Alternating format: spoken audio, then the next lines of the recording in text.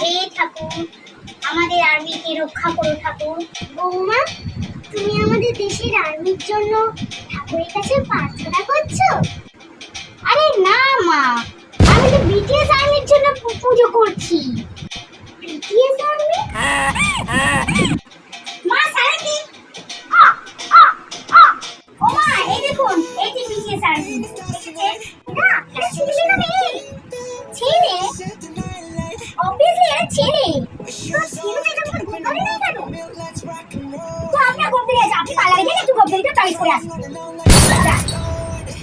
কি গো, তুমি তো একটু দাড়ি পুরো কাটতে পারো, তুমি মানে বিটিএস আর্মির মতো বেশ ভালো দেখাবে। চলো, আজকে তোমাকে জামপুকুর মতন সাজাই বসো। না না না না না, আমার বাবুকে জমদূত সাজাতে হবে না। মা, ওটা জমদূত নাই, জামপুক। A few moments later. সত্যি, তোমরা যদি একটু গোপটা খাওয়াতে পারতে তাহলে একদম জামকুক লাগতো, একদম দিতো।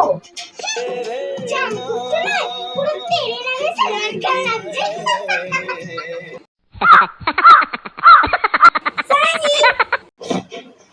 শাকাবো শাকাবো চাকাবো।